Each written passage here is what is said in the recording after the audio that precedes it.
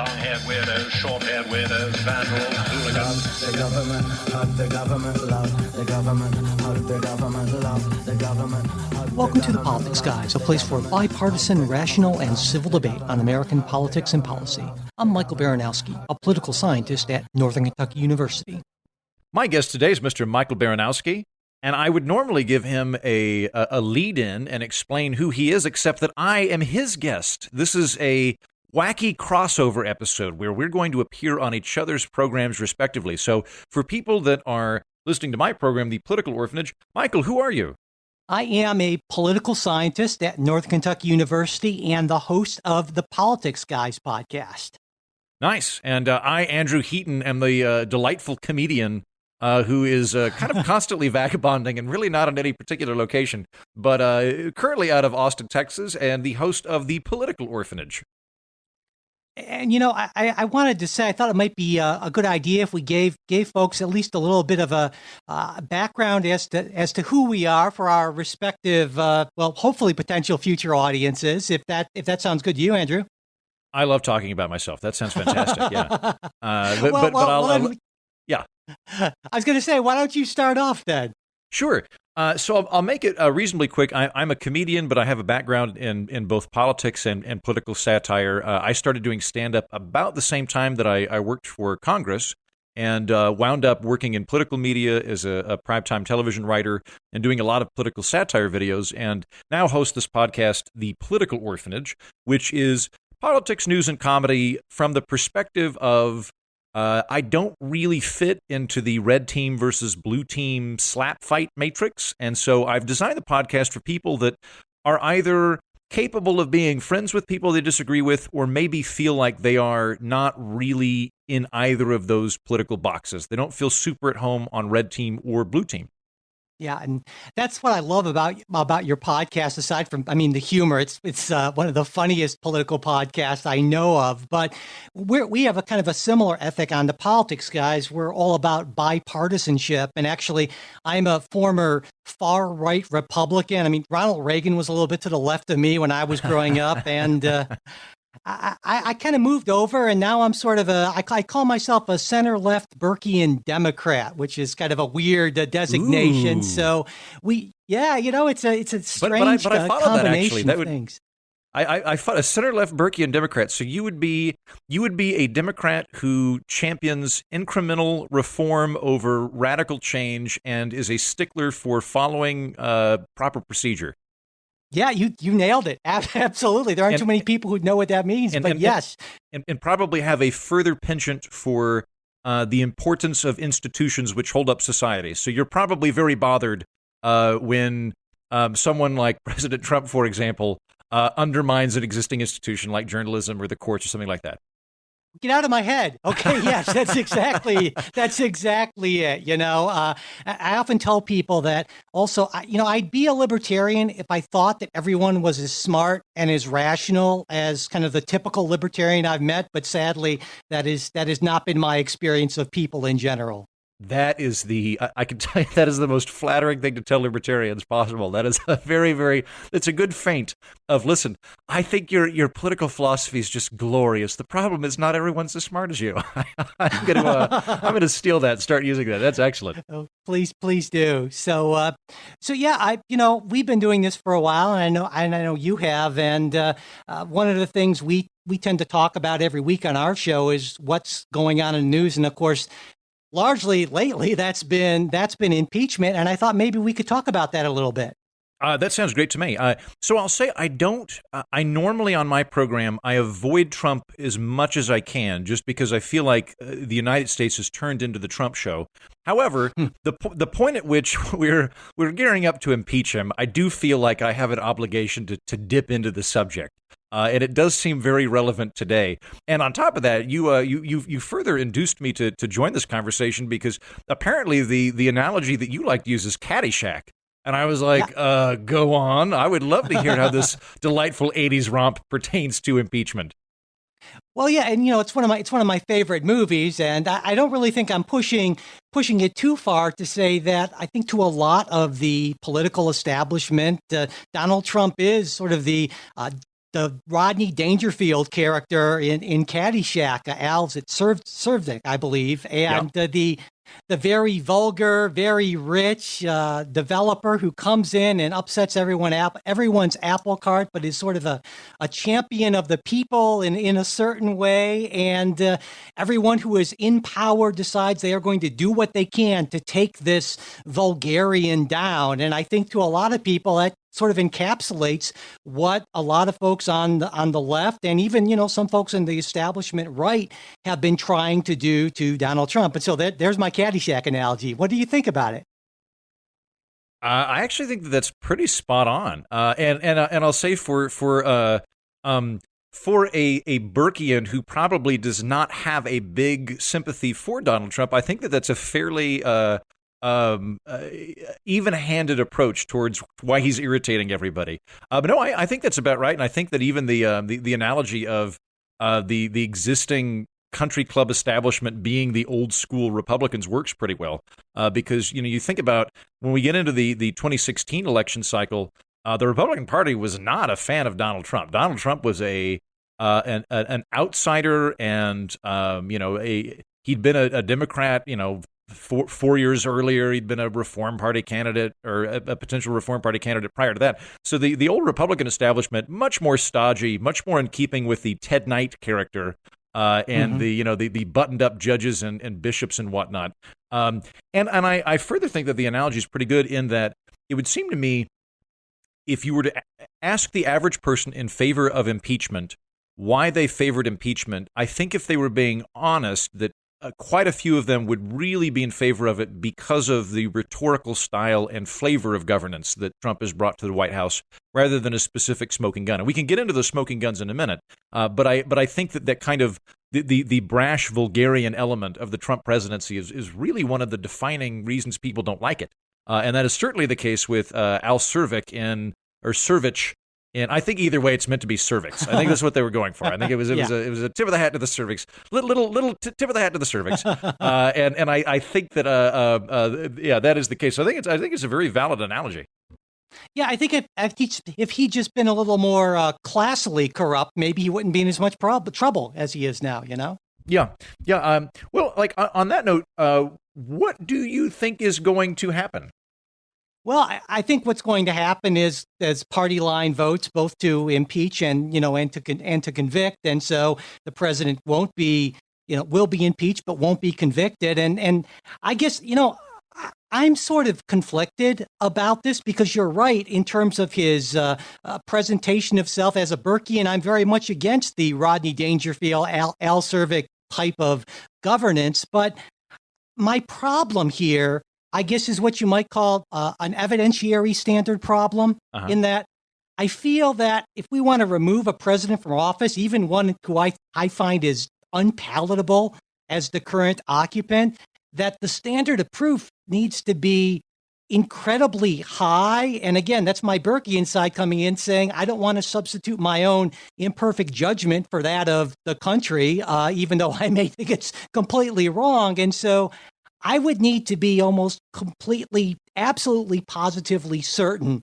before I could vote to convict and remove a president from office, any president. And so I would be very comfortable, happy to vote to impeach the president. I don't think I could actually bring myself, if I were a senator, to convict the president on those grounds.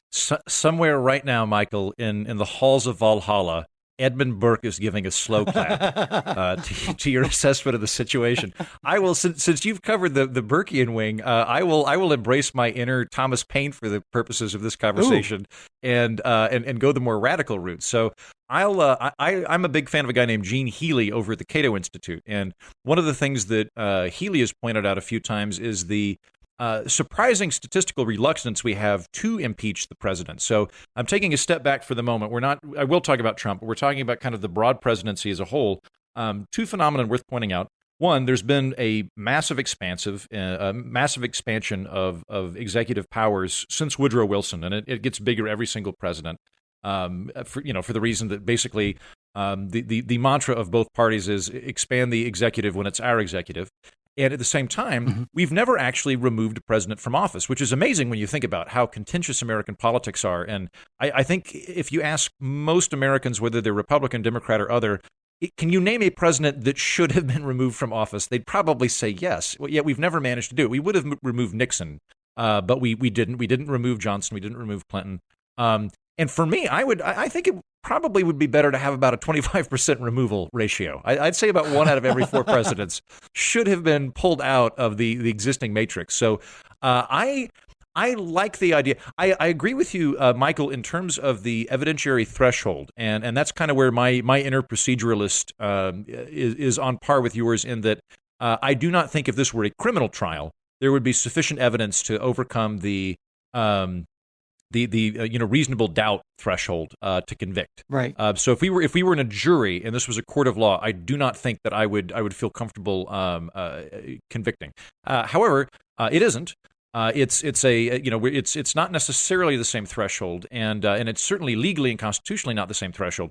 And I overall, I think that the executive branch has become so unwieldy and powerful that I would like there to be more of a chip away at it. Where I'm kind of concerned is, I think in the short term, this is how I think this will play out. I think Trump, as you point out, it's going to be strictly partisan lines on both sides of the aisles. I think there will be like maybe 5 blue dog Democrats who are in swing districts that don't vote to impeach the president, and there could be 1 or 2 Republican senators who vote to remove him. But I don't think so. I think what will end up happening is the president will get impeached. He won't get removed, and it will absolutely play into his existing narrative that he is the bull in a china shop, wrecking ball, Molotov cocktail that the people threw at Washington, and Washington hates him and has been out for him from day one. I think it'll actually play into his hands.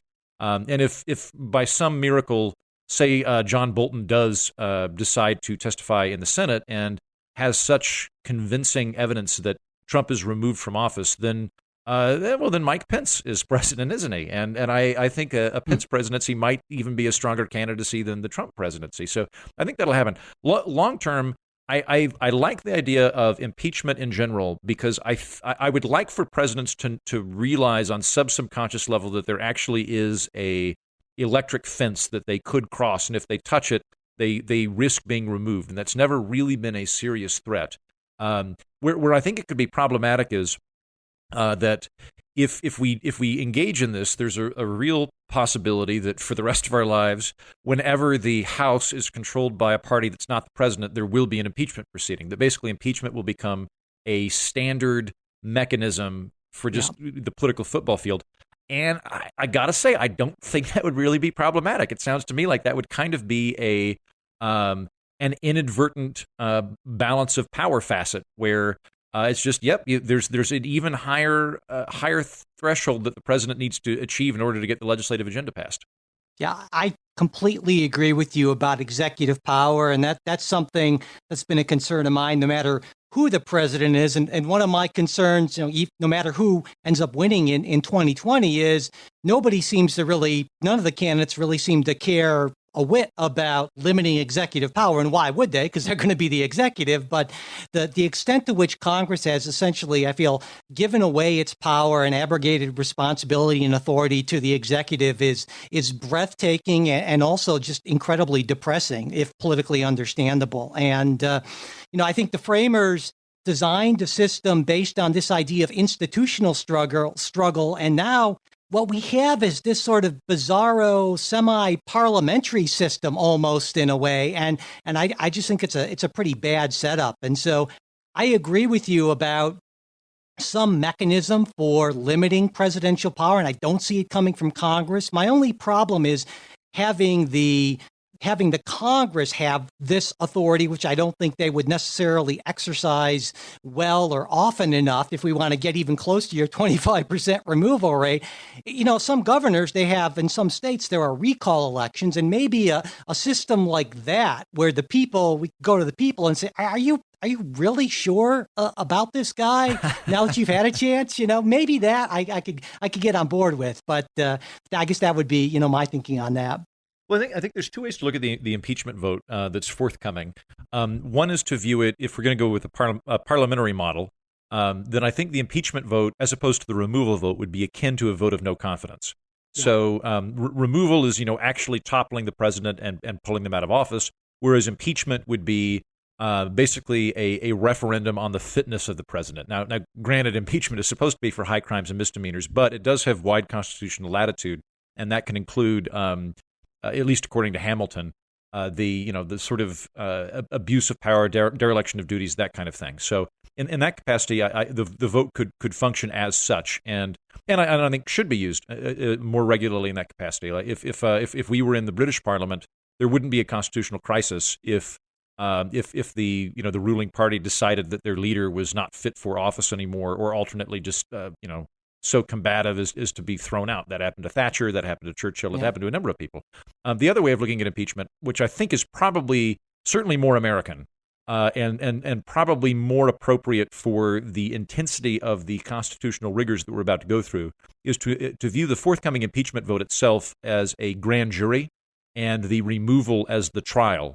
So for people unfamiliar, because I'm indicted a lot, I'd say the grand jury is basically just a grand jury, which sounds like the poshest of juries. What it really means is just whether or not there is sufficient evidence to warrant a trial. It's not a statement of guilt or innocence, but rather, is this murky enough that we ought to send this to a proper trial?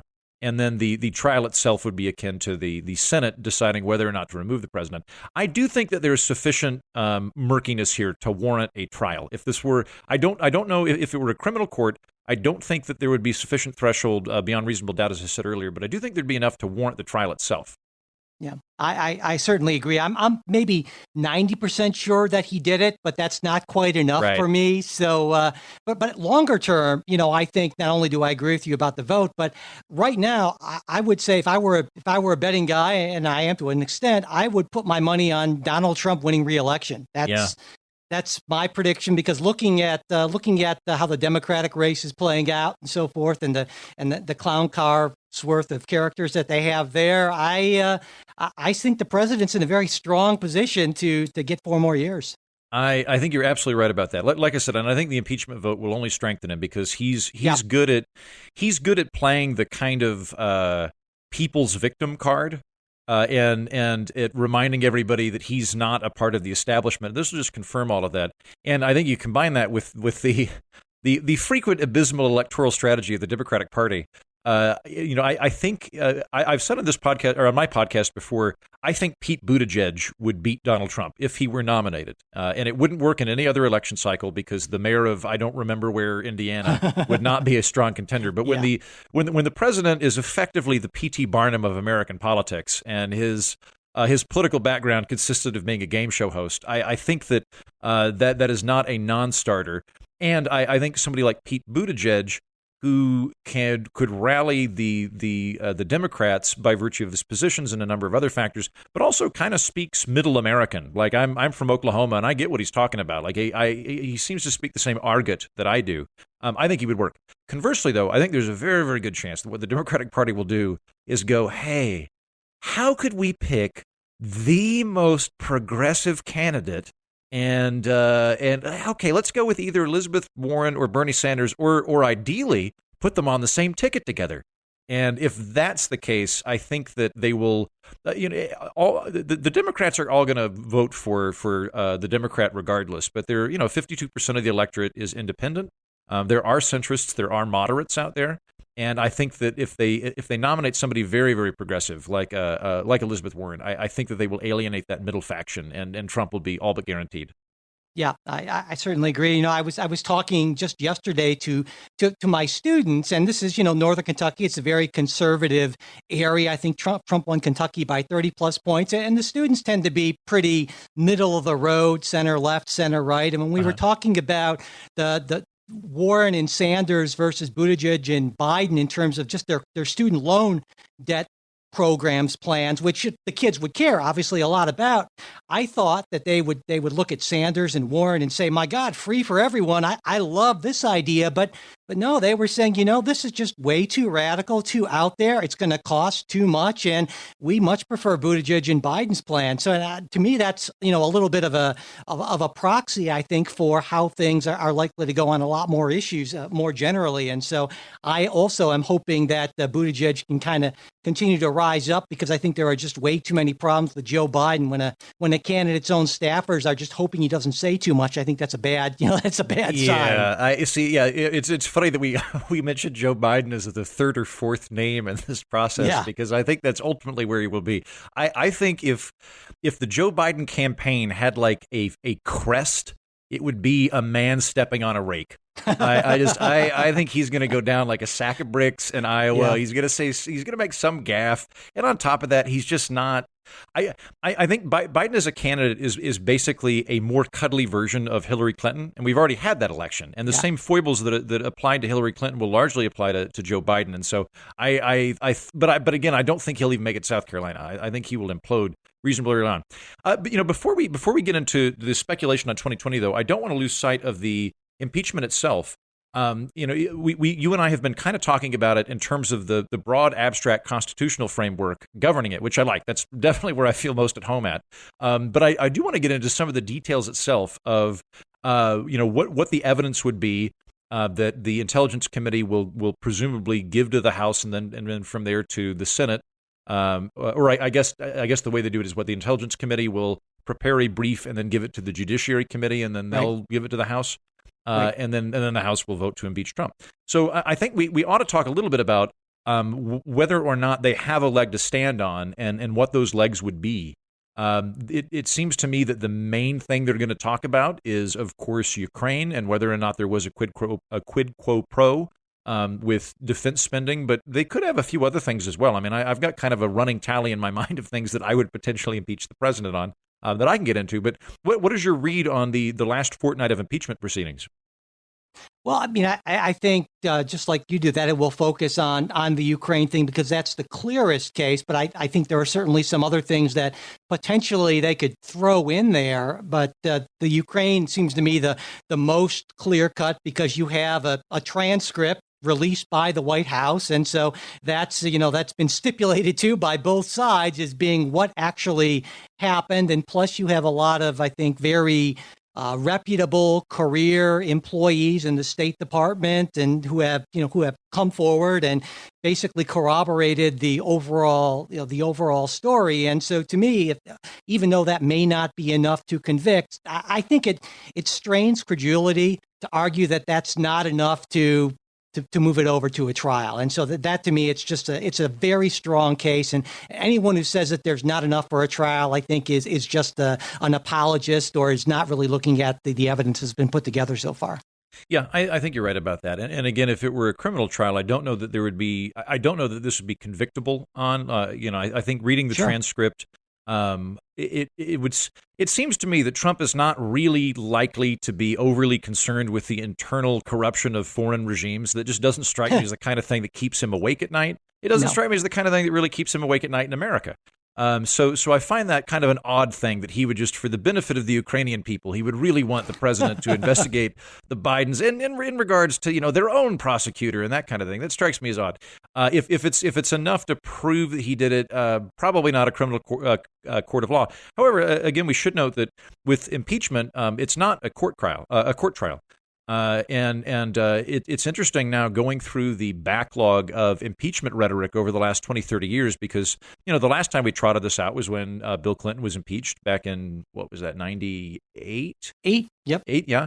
And you had folks like Cass Sunstein and a few others that wanted to very, very narrowly describe the grounds for impeachment.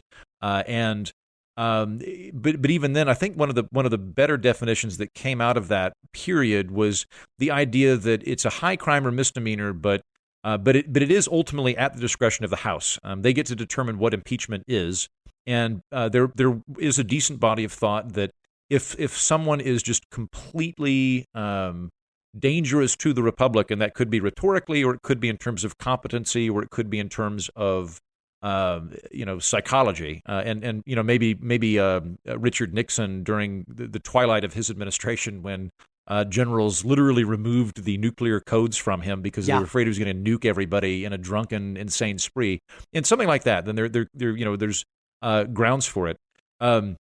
Yeah, with Trump, I think he probably wanted to pressure a foreign government into going after his political opponent, and then he kind of doubled down on it, both with China and with Ukraine, where he was like, yeah, I do want them to do this. Now, in that instance, he did not tether it to a quid quo pro, but he does seem to actively be encouraging foreign countries to meddle in American politics, which I'm not a fan of, yeah, I think that's the main thing that Democrats are going to do. But I think we can go back and look at a few other things. So I'm going to keep leaning into my Thomas Paine Okay. burn the house down. Which it's still for people that are unfamiliar with this dichotomy that Michael and I are drawing. I think Paine and Burke's credo would be reform. No, what is it? Revolution is the enemy of reform. Whereas There you go. Thomas Paine's credo would probably be if your house has termites, burn the mother down. And so he's much more the radical thing. So I'll take the Paine perspective for our purposes. I do think you can make a case outside of Ukraine for impeaching Trump on a few other things. So I'll say like Joe Arpaio, for example. Joe Arpaio, who is one of my least favorite public figures in all of America. The so-called hardest sheriff or toughest sheriff in Arizona. Yeah. Joe Arpaio was given a direct court order to quit doing a particular practice that the courts had previously established as unconstitutional, which was basically just I could be bungling this, but I believe he was basically just racially profiling people on whether or not he thought they were illegal immigrants or not. And the court went, you can't do that, and you certainly can't, arrest them on this grounds if they don't have identification. And he kept doing it after he'd been ordered by the courts not to do it. So he was in contempt of court, and he was flouting the law, and he was arrested. Trump asked then Attorney General Jeff Sessions to not prosecute him, and when Sessions, actually tried to apply the law, Trump pardoned him. And it would seem to me that if a president is pardoning political allies just because he disagrees with the interpretation of the courts, that to me is an abuse of power, where the president's basically saying, my allies are above the law if I disagree with the law. And I have a problem with that on a constitutional grounds. I think that's really shaking up the balance of power and the prerogative of the court system. What say you, Michael? Well, I think you're absolutely right about that. I think that Donald Trump, though, I don't believe he feels in his own mind that he's done anything wrong, because I think that he believes that the president is essentially, an elected autocrat. And if you have the office, you can do what you want for the next 4 years. And the only check on it is so I think Donald Trump thinks there's his phone call was in fact perfect. And I think, he would agree with Mick Mulvaney saying when in a moment of bizarre honesty, Mulvaney just said, hey, this happens all the time. Yeah, in the Trump administration, absolutely it does. But the deeper point that you make is that disregard for the rule of law, I think, should be of concern to everyone, and to me would certainly be kind of a more nebulous but very sufficient grounds for impeachment. Yeah. I think there's a lot of things like that, and I'll throw out, because I'm sure that there are people listening to either of our programs that are more dubious of impeachment proceedings than I am, and only see it as partisan hackery. However, I do think that anybody being honest would have to acknowledge that a lot of the things Trump has done, had they occurred during the Obama administration, probably would have been hauled out to the House and Senate. Like for example, the thing that I thought was going to lead impeachment charges, because this was a word I had to learn the day Trump was inaugurated, was the emoluments clause. Yeah. I had never heard of that before, but everybody was talking about the emoluments clause. And basically, that is a clause in the Constitution which prohibits the president, or perhaps more federal officers, but at least the president, from receiving material gain outside of their salary by virtue of office. So you can't bribe somebody. You can't give you couldn't. You're not allowed to tip the president. You're not allowed to bribe the president. The president can only be paid the salary that they have. And initially, the concern was, Trump has Trump Tower, and diplomats initially were going there explicitly because they wanted to please the president if they were going to be visiting Washington, D.C., so he was benefiting from office indirectly.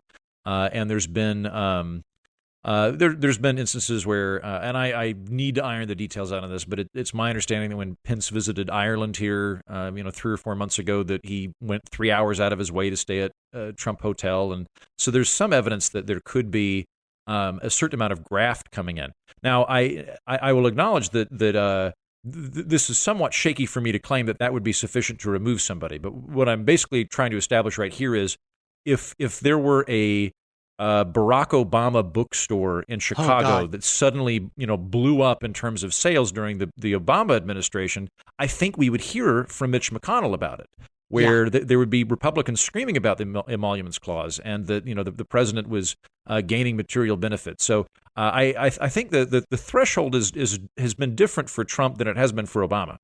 Yeah, I absolutely agree. And I think the more fundamental problem is that there are just too many people in elected positions who put party before country. And that's a big problem.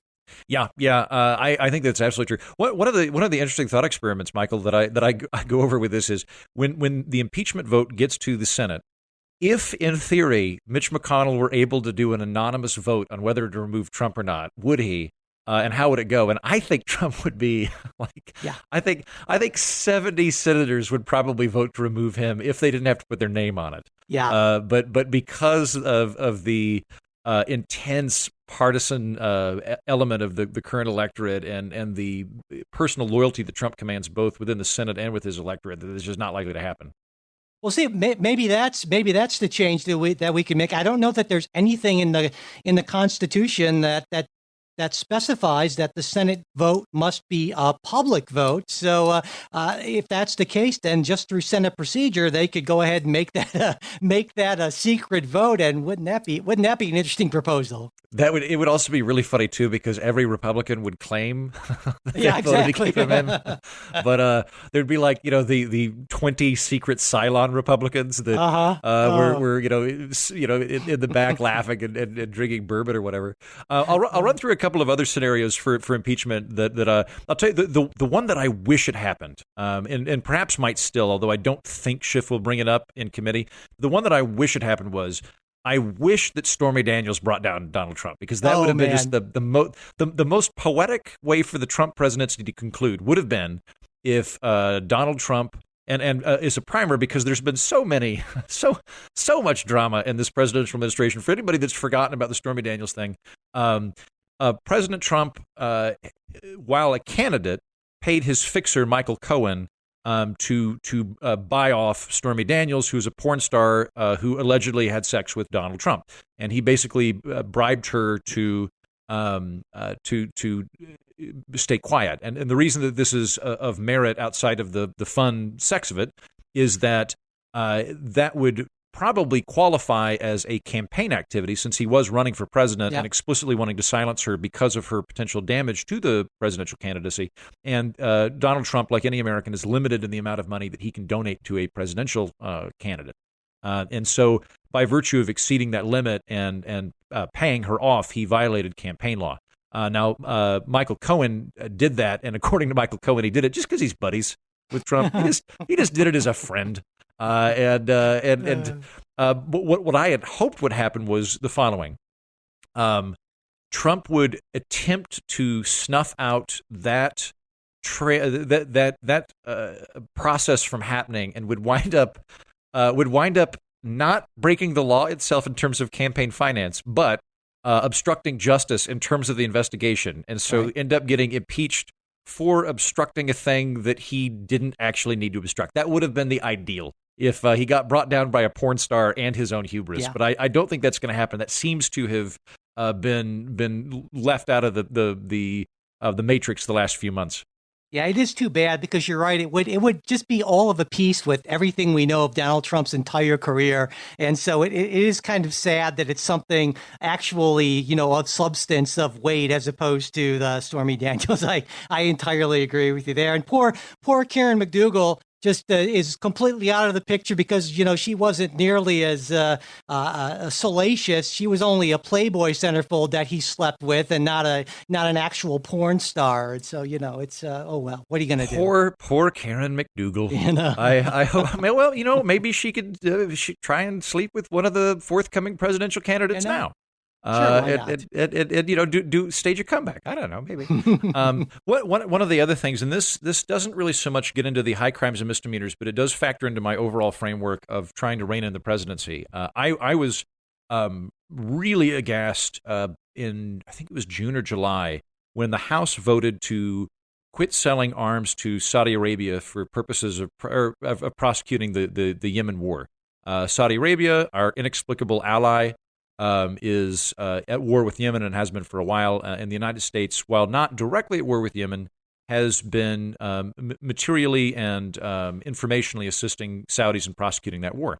And the House, in a bipartisan vote, agreed to not do that and go, hey, we need to actually have a resolution on whether or not this is a war before we're supporting it materially, and we do not, and we're writing to stop this. And it got passed in the House, it got passed in the Senate, and it got not even vetoed. It got circumnavigated by the president, who brought up a kind of obscure Arms Export Control Act from like 1964 or something like that. And basically what the president did was just declared a national emergency and went, it doesn't matter what the House and the Senate want. This is a national emergency, and therefore I can execute presidential powers.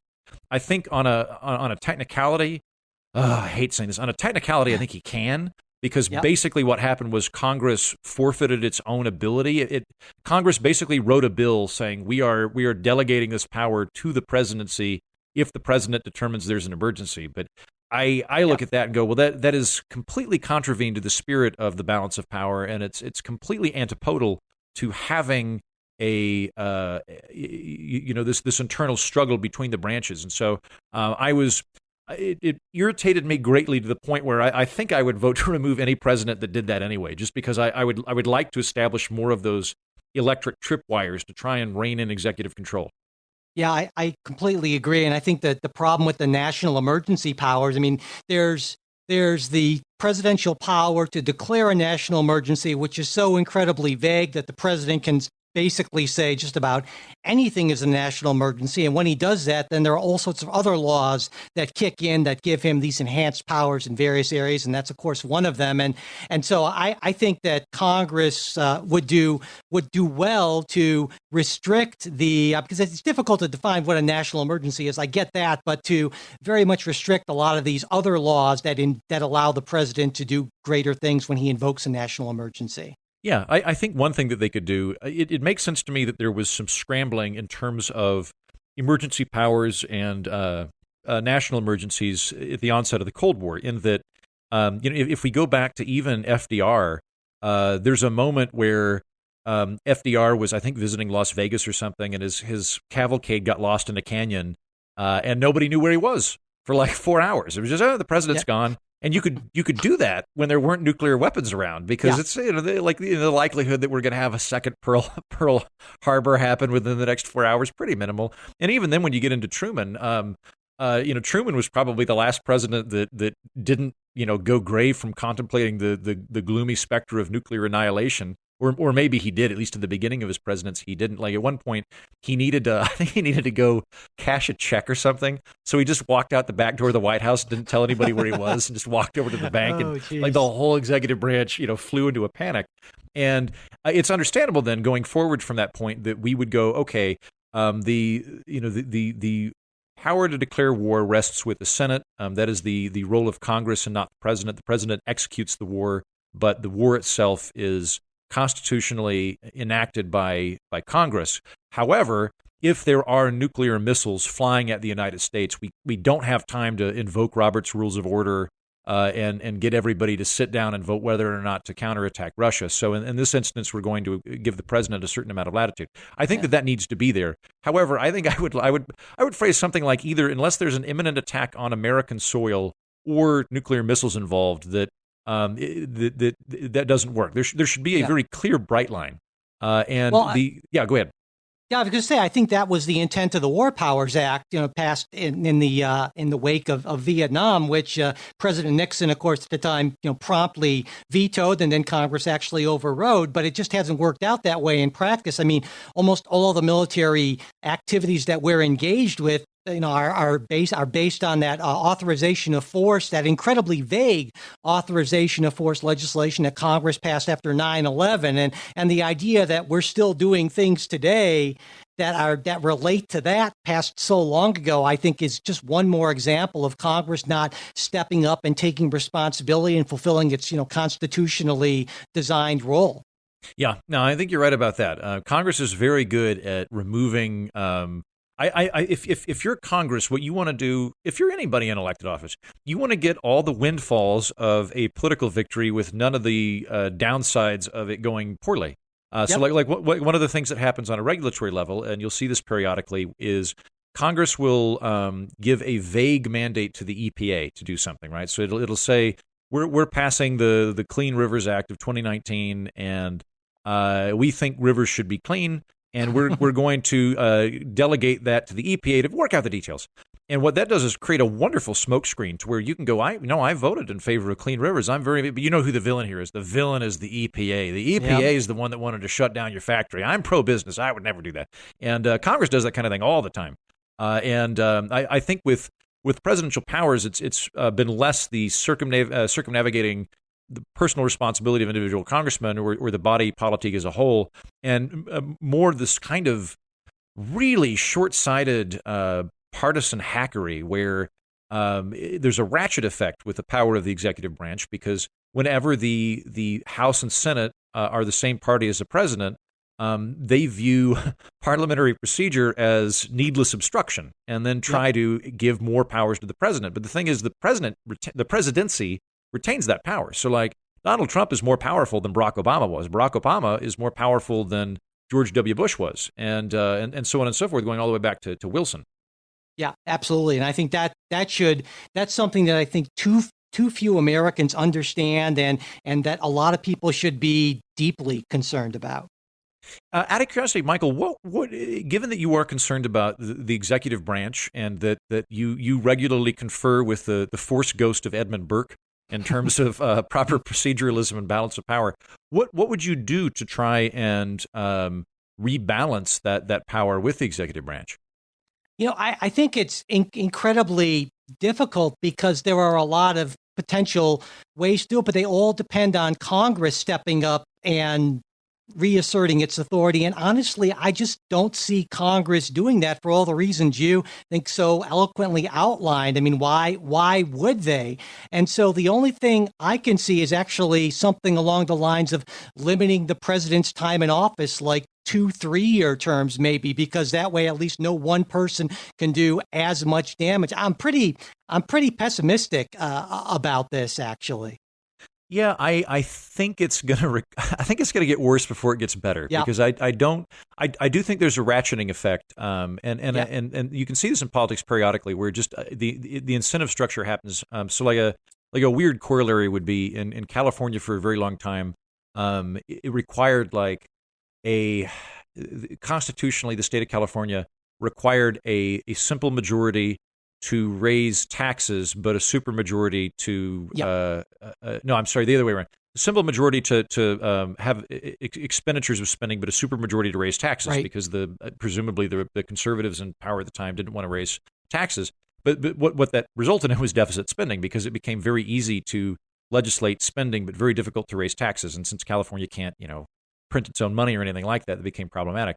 I think something similar like that is happening with the presidency and the executive branch, where it's always in the short-term benefit of the party in power to give the president more power to squelch opposition.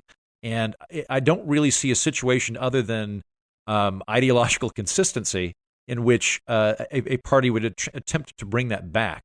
And it doesn't seem to really decline when the parties are mismatched. All that happens is there's a stall. Veronique de Rugy over at the George Mason, or over the Mercatus Center at George Mason, it crunched the numbers a few years ago that the only time federal spending depreciably declines in expansion, it never goes down, it just grows less fast, is when the president and at least one House of Congress are contraconvened in terms of parties. So I don't think it'll naturally happen. I think something bad will happen. Either a state will have to secede, or something. I'm not sure. What I would do, I think at this point, I think it would be worthwhile for us to have a constitutional convention. I think it would be an absolute, horrible, dramatic, bile-infused event, but I think it's worth doing at this point. In that, it seems to me that we're constantly arguing about the nature of guns in our society and the nature of abortion in our society, and we've more or less relegated that to the Supreme Court to work out on its own without really clear, at least in the case of abortion, really clear constitutional guidelines. So I think it'd be worth having like an up or down vote on that, of just having a national referendum of all guns, no guns, some guns. That would be something. Yeah, or all abortion, no abortion, some abortion, something like that, right? I think that would be worthwhile. And while we're doing it, I would also restructure the kind of the power structure of the presidency and a few of the other things. So like, I would be very happy for the Pentagon to have a line item veto from Congress. So the Pentagon could not say what it wants to have spending on. It could send people to meet with Congress or whatever. But basically, if Congress meant, we want you to build this one thing, and the Pentagon went, we don't need that. That's clearly just in your district. The Pentagon would have the ability to turn down stuff. I think that would be very useful. Yeah, I like that idea. Absolutely. Yeah. Would that be? Is the F-35? The F-35 is like. Yeah. It's like We've been building it for 20 years, and it's designed to take down the Death Star or something, and it just like it doesn't work it doesn't work during rainstorms, but every single district has some component of it. Like Bernie Sanders is advocating for the construction of the F-35 because it's they make the mufflers in Vermont, or whatever it is. So that's something I would do. The other thing that maybe we can get into the jurisprudential element of this, Michael, because you and I talked about this off mic prior to this. Is the nature of justices. I would restructure how we appoint justices in that I would split the function of appointing judges from the presidency into a new and separately elected office.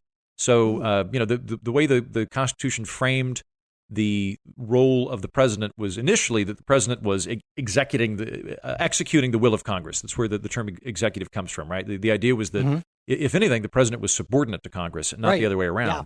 And we've reversed that now. Now the president's the chaplain and the Boy Scout leader and the father of the country and the seer of seers and all those different things, right? So I think that's become very problematic. What I would do is I would have a job called like the judicator or something, and we would elect this individual separately, and their whole job would be to appoint judges, and that would no longer be the purview of the president. The president would handle foreign policy and all the other stuff that the president does.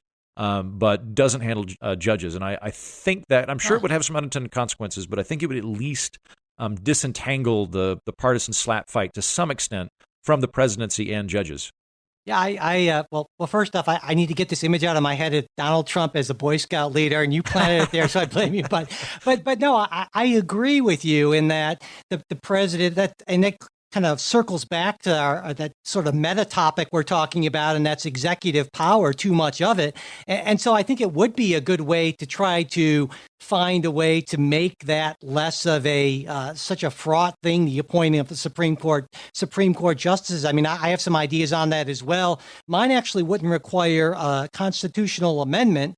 Well, that's good because it's pretty hard to get those. So yours might be more workable than mine. Well, and mine actually would just require Congress to change essentially the appointment process. In that, I would structure it so that every president would get one appointment every term, at least one appointment every term, and that would happen after the midterm elections. So that way, there would be more turnover on the court, not necessarily turnover, but the court would go up and down in size. Right, the composition would change, yeah. Exactly. And so I think any one appointment then would be less potentially politically fraught, because the other side now, I mean, how many people on the left completely freaked out because, the Barack Obama didn't get his appointment. I was one of those folks as well. But if we know there's a regular schedule and this would require a constitutional amendment, I think that the Senate's advised consent rule would require them to vote up or down on any presidential nominee within a set period of time. I think 6 months is reasonable. I think then when there's that assurance that this will change if we can win the presidency, and it's not a for life thing. And we just have to hope that Ruth Bader Ginsburg lives to be, 100 years old or something like that. Right. I think that would be a useful thing in a lot of ways. I agree with you. I would endorse that strategy. That sounds like a very good one. Up until Kennedy retired, for a significant portion of my life, the Supreme Court composition was, well, about half the people are perceived to be right-leaning, and half the people are perceived to be left-leaning, and then the Kennedy's in the middle, and everything precariously balances on him. And I'm like, that's a terrible way to run law in a country, to have this. And it also makes any one of those Supreme Court justices just incredibly pivotal as a result. So when Kavanaugh got nominated, I thought one of the telling moments, and this is very, very early on. This is before all of the allegations against him came out, when it was just an intro candidate. Right. Was one of the progressive political action committees immediately tweeted out, we 100% oppose the nomination of brackets, insert candidate name here, close brackets, who's revealed himself to be a monster, and et cetera, et cetera, et cetera. It was very clear that they were opposed to whoever it was going to be. And I get it, because as we have had more and more power invested in the federal government and in terms of the executive branch, there too, the judiciary becomes more and more important as referees. And if whether or campaign finance reform and abortion and all these things hinge on a candidate, then there's less and less incentive and less ability to kind of go, we lost the election, that stinks, but it's the job of the president to appoint the Supreme Court justice. It's our job to vet whether or not they're sufficiently credentialed and of sound mind, and that goes out the window, and it becomes an overtly political process. Yeah, I think that would go a long way. So unpacking your model, then, Michael. Like right now, there are there's 8.5 court justices presently. Since Ruth Bader Ginsburg, I think, is in and out of the hospital, and I personally think she's been dead since 2015, and they've been doing a Weekend at Bernie's maneuver with her. But there's generally 9 Supreme Court justices, and your idea is that there would be a minimum of 1 that each president could do. So it could expand up to like 14, depending on how young the justices were. But some years it might be 12, and then there'd be like a minimum that presidents have to appoint. It would be, the president would have presumably no president would decline to appoint one. So, but basically there would be at least 1 new Supreme Court justice every 4 years. And now, if a president, the other wrinkle in my plan is if a president had already made an appointment due to death or retirement in that preceding year, then that president wouldn't get their post-midterm appointment because they already made an appointment. So it wouldn't be too many Supreme Court justices, just a little more regular turnover than we have maybe seen over the course of time. Now, there's been a lot more turnover lately than historically. You mentioned that period, where it was pretty much set with Kennedy in the middle and 4 on one side, 4 on the other side. But if you take a look right now, Donald Trump, he's had 2 already in under 3 years. He could easily have a third, and if he wins another term, you could easily see him getting five appointments to the court. Breyer's 81, Justice Thomas, he's only 71, but take a look. He doesn't seem like exactly a paragon of good health and, fitness and eating habits and all that kind of thing. So I could see that happening. And I'll add, if Ruth Bader Ginsburg retires, presumably due to health reasons, but if she were to retire between now and November 2020, and Mitch McConnell went ahead and voted to approve one of Trump's nominations, I'm in Austin right now, and I think I would hear that many heads exploding in Washington from where I am at, which I think he would absolutely do. I think McConnell or his corollary Chuck Schumer, both of them are politicking when it comes to Supreme Court justice picks. I think that all the stuff about McConnell saying, we need to wait until the next election for the American people to choose the justice. That's all balderdash. If it had been, if the situation had been reversed, and Chuck Schumer would have done the exact same thing. They neither of them are sticking up for the process. They're both trying to get their person in.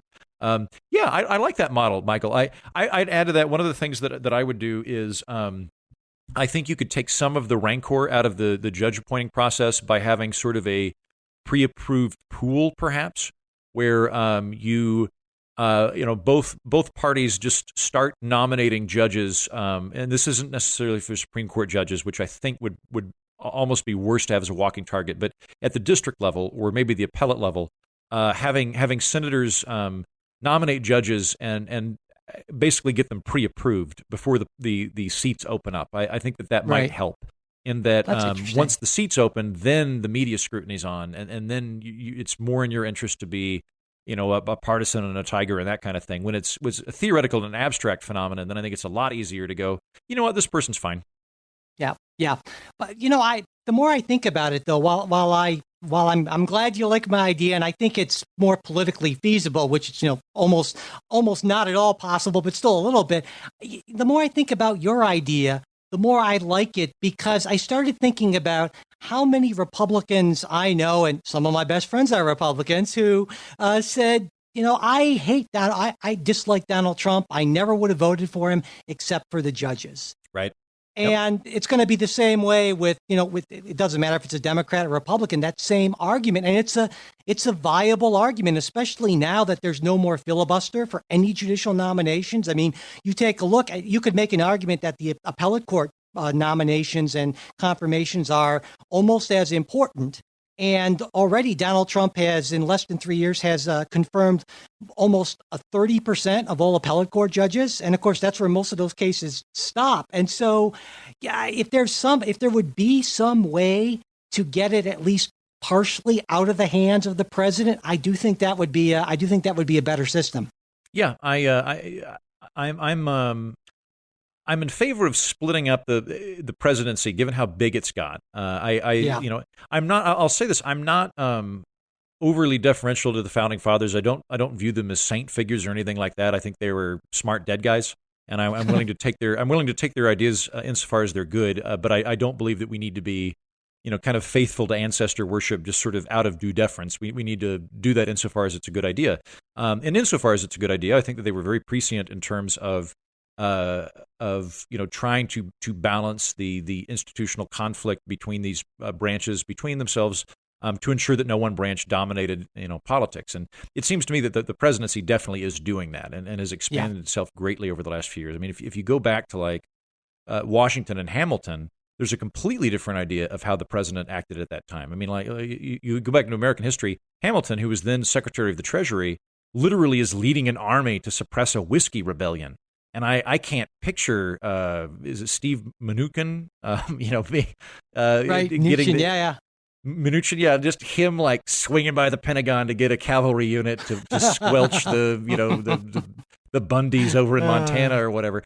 But it kind of made sense at the time, though, because at the time, Hamilton, who's coming out of this Britannic mindset, basically views the president as a constitutional monarch and a somewhat ceremonial, well, I shouldn't say a constitutional monarch, a restrained monarch, and he viewed himself as sort of a prime minister because he's the one that controls the money, right? And even then, for the next several years, you have the president still somewhat subordinate to Congress and not meant to be a super figure in terms of politics. It seems to me the presidency's gotten so big it would be worth splitting up, and I would entertain directly electing multiple functions of the presidency. Like I would be fine having I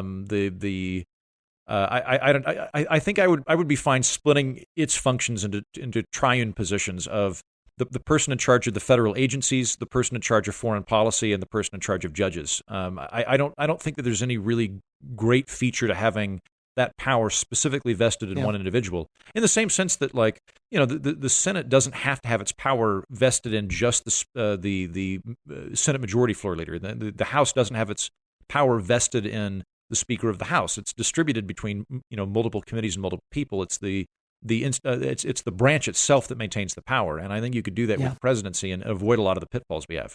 Yeah, I mean, it's a big job, and certainly it's become a much bigger job than the framers ever would have imagined. And so there certainly, I think it's difficult for any one person, no matter how capable, to be able to master all aspects of that. And so I think there are a lot of good reasons a good case you can make for trying to divest any one individual of that amount of power. Nice. When we get that constitutional convention, I'm going to reboot the Whig Party. Oh, I don't know man. what I don't know what I'm not even really sure what the Whig Party did. I just feel like it. It's got some branding. It'd be fun. Yeah, no, Yeah. I'd love to cover that convention because I think it'd be a great time. It'd be kind of like a Burning Man meets. I don't know. It'd be a lot of fun though. Well, so if we were to hold the next constitutional convention at Burning Man, I would be really curious to see how that would work. It'd probably be pretty cool. I like it. But before we drop the judicial stuff real quick, what's your take on Buttigieg wanting to expand the court? Because that's Buttigieg and a few other presidential candidates have posited that the way to solve the problem with the Supreme Court is to increase the numbers of them. Is that similar to your plan, or is it just they want to just immediately jump it up to 15 people, or how does he have it outlined? Well, I think that was Buttigieg's proposal when he was a progressive, and then he realized that he wasn't going to win as a progressive, and he sort of changed his mind on that a little bit, or he's not pushing it, I would say, as much. But no, to me, that's just sort of a nakedly partisan sort of, hey, we'd like to have more justices. That's no different than what FDR, tried to do with the court packing scheme. So that's why I would reject anything like that, because it's so nakedly partisan, and to me, you might get a short-term victory there, but the long-term implications are, I think, very, very concerning to me. Yeah, I have kind of a similar thought on the question right now of abolishing the Electoral College. And it's not that I'm a big proponent of the Electoral College, it's that most of the people that I talk to that are in favor of destroying it really just want to give power to cities because they know that they're progressive and Democrat. And I don't get the impression that they're really motivated by trying to come up with a better power structure as a more beneficial power structure to their party. So like I would make that deal. I would get rid of the Electoral College if in its place we instituted ranked choice voting. I would probably be in favor of just about any alternative to the Electoral College if ranked choice voting was the method by which we determine the president. But I don't find that to be the case for people for abolishing it. And at the same time, the people that I find that are also very vocal about destroying the Electoral College don't seem to have the same mindset in terms of getting rid of the Senate, which is the exact same rationale. Yeah. Vermont has the same amount of Senate votes as Texas does. New Hampshire has the same amount of Senate votes as California does. That's the same imbalance of power that they're squawking about, but nobody's talking about getting rid of the Senate. Well, and I think that goes to a deeper maybe it's a misunderstanding, I don't know, but certainly the framers believed that we were, a United States of America, and that the states as political entities had certain rights, and that sure, the popular will was important, but it was only embodied in one part of the government, and that's, of course, the House of Representatives, and maybe people don't think that we should have representation from the states, but it doesn't really seem like it's an argument that people are having. It's just everyone assumes that, or a lot of the people who argue for this just say, well, of course, it should just all be based on individuals. But, a response to that, a reasonable response would be, well, why make the case for that? And I think a lot of people haven't really thought that through. Yeah, no, I think you're definitely right about that. And you can see that subtle shift in American thinking in various historical documents. And I don't know where the inflection point is. I suspect Lincoln and the Civil War, but prior to let's say 1860, it's these United States. And when people talk about the United States, they talk about it as a coalition. And then at least by the 20th century, it's the United States, and the United States is a title referring to the nation as a whole. I would when we do our constitutional convention, I think it would be worth rethinking the power structure, if nothing else, and the whole nature of the geography in the United States has changed. When we did the Constitution, it was like 3 million people, 80% of which lived within 5 miles of tidal waters, and now it's a different beast. And on top of that, I think the role of cities has changed. Cities are almost the new states. Whereas when we go back to the founding of the Republic, it was, I don't know the exact split, let's say about 70 to 80% of the population lived in rural communities and 20 to 30% lived in cities. Now it's like 60% live in cities, if not more. Basically, I almost wonder if it wouldn't be a better idea to have a kind of city-state type structure as opposed to a state versus federal structure. And I think it could benefit a lot of people. I know that sounds more like an old school Republican states' rights argument, but I was just in Oregon. I bet you Oregon could pull off single payer healthcare if they wanted to do it. Yeah. If you removed Oregon and you said, hey, people in Oregon, you don't have to pay into Medicaid, You don't have to pay, like you basically you don't have to pay into federal superstructures if you take care of your own through single payer, through whatever system you want to do. They could probably pull it off. Vermont probably could. And I would love for states to have more maneuverability in that realm. And me being a shameless pragmatist and plagiarist, I'll just adopt whichever one works best. Yeah. Yeah, I think certainly that that the balance needs to be rethought. I don't think it necessarily needs to be all of one or all of the other. And we get back to the electoral issue. I mean, certainly there might be a way to work something out where we have a system of representation where, okay, you can make a case that California being so much larger than Montana in terms of population, maybe there needs to be an adjustment made to that. So maybe they don't both get 2 senators, for instance. And so, but I think oftentimes we just tend to get locked into this, well, we need to burn the house down or we need to keep everything the way it is. But oftentimes I think there's some ground in the middle there where if people are willing to sort of let go of that preconceived idea, where maybe there's a little basis for some sort of compromise.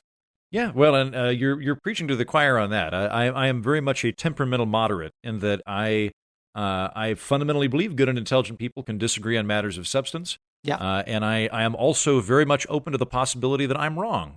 In fact, I've been wrong a bunch of times in the past. I assume I'm wrong about at least 20% of the stuff I currently think. I just don't know which part.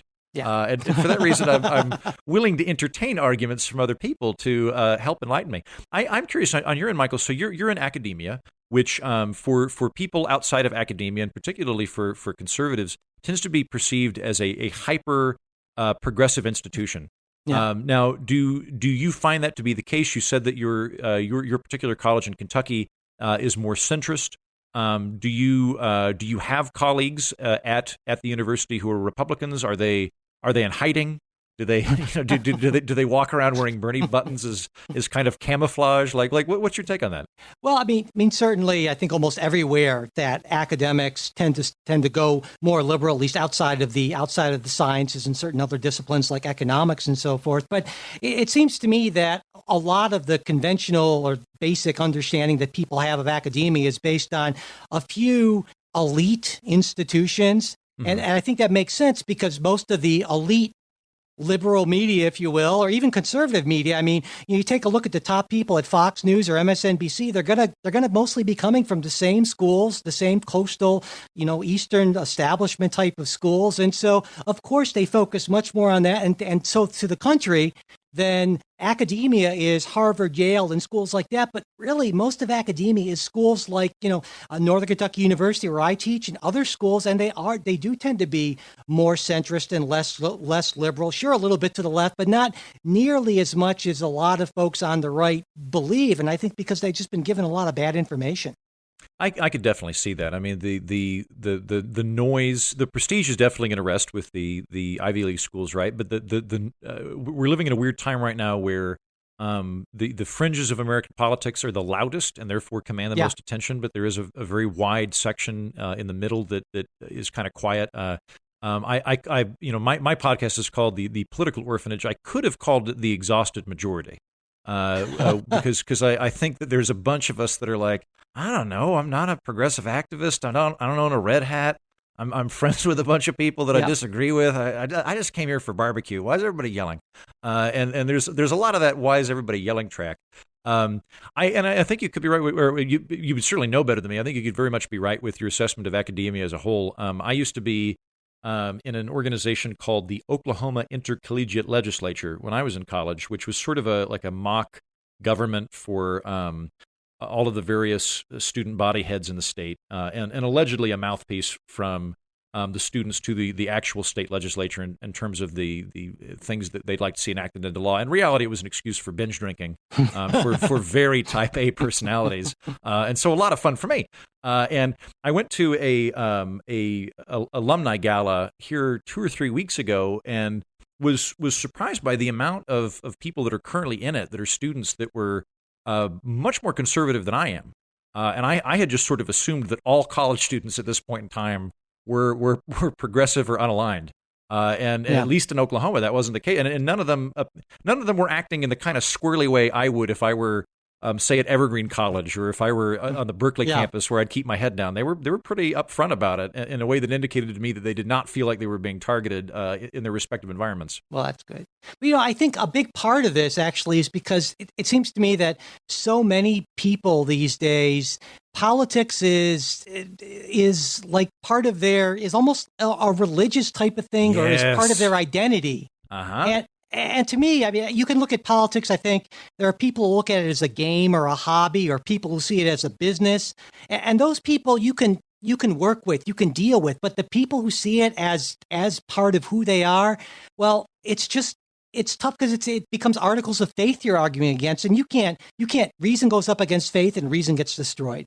Yep, I 100% agree with you. This is something that I've been saying for a while. Is I think politics has become the new religion. Yeah. And what an abysmal religion to pick. Oh my God! Yeah. What a horrible. It would be so much better to get into Marvel or Star Trek or the Rotary Club. There's any number of, I can think of 30 things off the top of my head that would be a better thing as a faith substitute. And I say this as a fairly secular individual, but I mean, the key division to me is while I am no longer religious, I used to be very, very religious. My background's in Eastern Orthodoxy, and I was going to liturgy every week when I was in college and high school, and then for a few years after that, you go to liturgy, and I don't recall any thunderous sermons from the priest exhorting us to go fight the Muslims, or about how the cosmic balance was absolutely under threat because the Catholics and the doctrine of filioque, and we had to go beat them. And occasionally there'd be some snub at Episcopalians or something, but it really wasn't. It wasn't the animating force, and you were perfectly capable of organizing it along things that were not Manichaean, and not having a binary worldview with cosmic stakes informing everything. And politics has to be that way. It's there's two major parties, although I as I frequently point out, slightly more than half of the people in the country have decided not to be in them, which I think is telling. But there's these two major parties, and they're built on beating each other. And I think you're absolutely right. Like I found I left New York about a year ago. I was living there for the last 6 years. And about the time Trump got elected, it just kind of went into hyper mode, where prior to that, I had been working for a show called Kennedy on Fox Business, and Kennedy's great. And for people that don't like Fox, I get it. Kennedy's good. You'd like her.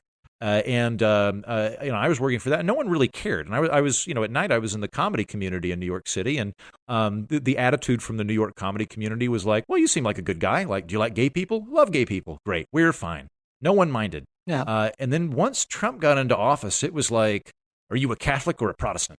Yeah. And I was like, well, I guess I'm an atheist. And I don't really fit into that matrix very well. And oh man, I find that a lot. And I agree with you that if someone is, if their politics is a statement of faith and a spiritual exegesis, then unless you agree with them, you are part of the evil team. Yeah. And I would just think, if your high priests are Nancy Pelosi and Donald Trump, I mean, you've picked the wrong religion, right? I mean, something's deeply wrong in your life. That's all I would say. 100%. Yeah, I couldn't agree more on that. Michael, I think let me think. We've covered. This is not how I thought the conversation was going to go. By the way, it just kind of developed on its own. Yeah. Yeah. I thought we were going to get into the nitty. I was up last night. Feverishly reading up on whatever Sondland and Hill had said, going, I don't know, I'm not well versed in this. I didn't realize we'd go off on this cool I think actually what we're doing here is Burkean philosophy, whatnot. Well, yeah, but I think that's good because people get so much of the in the weeds type of stuff. I'd like to think that what we're doing is kind of a broader overview, and I think there needs to be maybe a little bit more of that actually. Plus Caddyshack references. Yeah, if nothing else, it gave me an excuse to both watch and write off on my taxes a rental of Caddyshack, which was a great way to ride back from Portland to Austin yesterday. Also, I forgot it has nudity on it. I don't know if you've been on a plane recently where you realize you've got some nudity. It's slightly awkward when you're sitting in between two 75-year-old women who think maybe you're watching porn. But nonetheless, a worthwhile trip. Well, I think we've reached a natural conclusion to the chat, Michael. So for people on my show you seem to be very much temperamentally in the same category as both me and the people that listen to my program of deep thinkers who are more likely to be pithy problem solvers than partisans. Yes. So if they want to follow you and what you're up to, where should they find you? You can just look for the Politics Guys on wherever you get your podcasts, or just go to politicsguys.com, and there we are. And what about you?